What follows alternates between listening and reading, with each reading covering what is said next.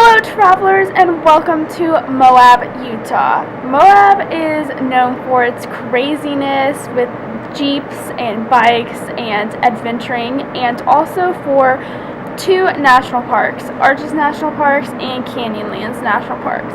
We're going to be spending a few days here, so we're going to try to do a little bit of everything. But today we are going to do an ATVing or razr'ed tour, and then we're going to go to Canyonlands, possibly see some dinosaur tracks, and then tomorrow we're going to go to Arches National Park. So we're going to be getting into a lot of fun stuff, so make sure you stay tuned and keep watching to see all the craziness.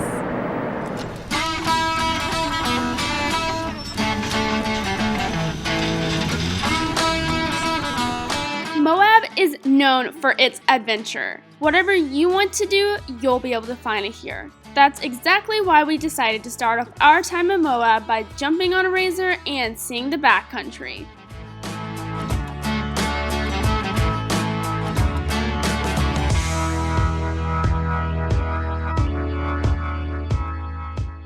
I didn't really know what to expect when we booked this tour with the Moab Tour Company, but we were pleasantly surprised with how much fun it was. I mean, it was one of the funnest things we did the whole trip.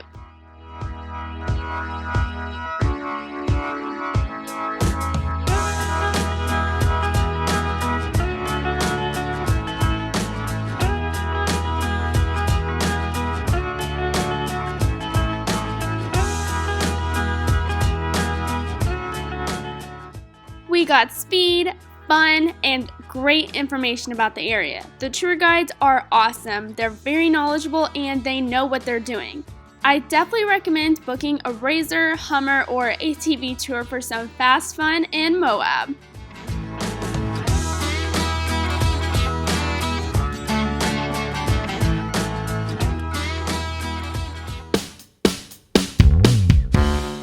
Then we spent some time at Canyonlands National Park.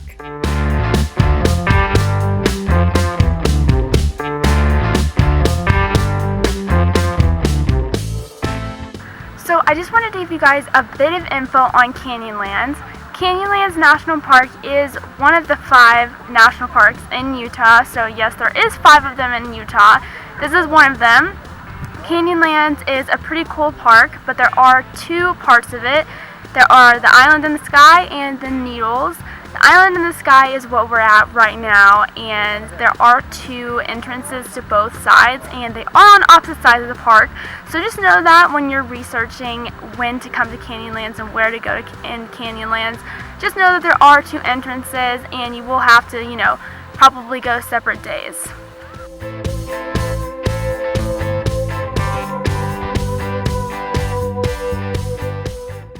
So right now we are going to do the Mesa Arch Trail, and this is probably one of the most famous trails in Canyonlands, and it has this beautiful arch where you can see the canyon, so it's going to be a pretty cool sight, and it's not a far hike, so I recommend it to anybody that doesn't really like hiking but wants to get out.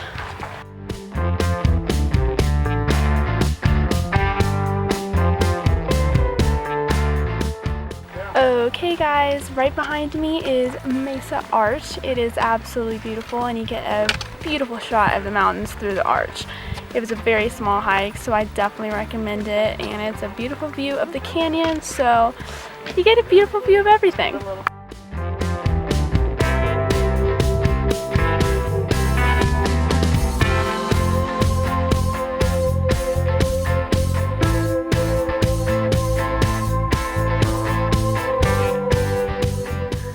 So right now we are hiking to False Kiva, which is a Class 2 archaeological site. So basically what that means is you will not find that on any actual map, especially on the Canyonlands map that they give you. This hike is not really advertised because it is an archaeological site, so they don't want you to mess with it, but they also don't mind if you go as long as you're going to, respect the area. So you're more than welcome to ask one of the rangers where it is, but I do have instructions on how to get there I found online, so if you're interested I will put it in the description box below. But we are going there because you can consider it the road less traveled since it isn't an actual hike. And you know how us travelers are. We love to take the road less traveled. So that is what we're doing right now. I've here it's a beautiful view from False Kiva. I'm excited to see the Native American artifacts there too. So I'm pretty excited to see it.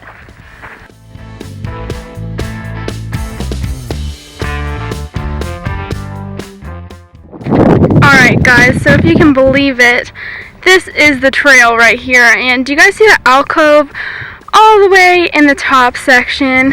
It's like right where the rock starts going like vertical. That's where we're going to, and there's pretty much no trail at all, so this is one of those things where you have to really watch your senses and watch your surroundings to make sure you don't go the wrong way and get into some trouble. Alright guys, we made it to the top, and this is what it looks like. So this is the view, and that is the Native American site right there. It's pretty cool. This view is awesome, and I heard that that over there is the candlestick. So that's another great view of the candlestick as well. So this is a pretty cool hike, although it was pretty difficult to get up here.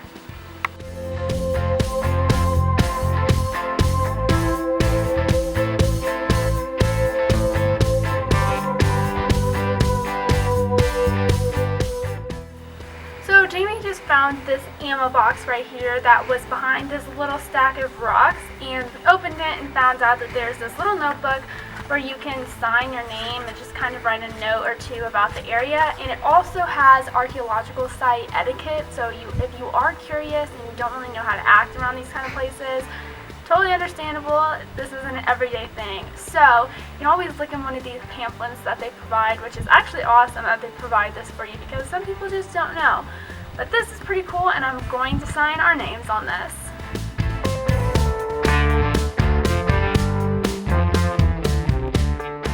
So many years ago, before Moab was a desert, it was very luscious here with a lot of animals, and I'm talking about long ago as in dinosaur long ago, and recently in just the past 5 years they unearthed a lot of dinosaur fossils, and they actually discovered quite a bit new species that they didn't even know about, and they found out that species over here connects to species over in Asia and Europe and other parts of the world. So that is another thing that is really cool about Moab. You can come and see the fossils, and that's what we're going to do right this second, to go look at them and see what kind we can see and to see what they've been discovering out here.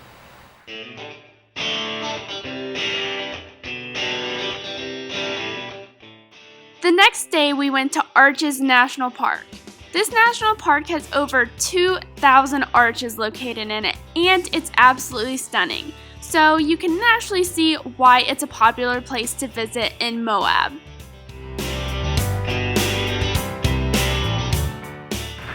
Right now we are going to hike up to Delicate Arch, and I'm positive every single one of you people have probably seen this arch. It is one of the most famous arches in the world, most likely. It's on every Utah picture, every Utah license plate, so I'm sure you've seen it. I'm really excited because this is something that I've wanted to see for a while, and I hope it stands up to my expectations. Alright guys, we made it to the top. This is Delicate Arch right there. Look at that, so gorgeous.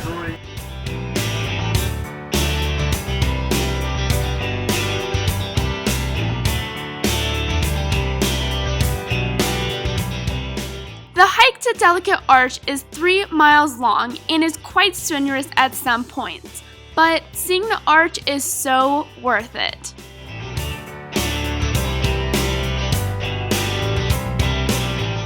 Thank you guys so much for watching. Don't forget to thumbs up this video, and I will see you next Sunday. Happy travels!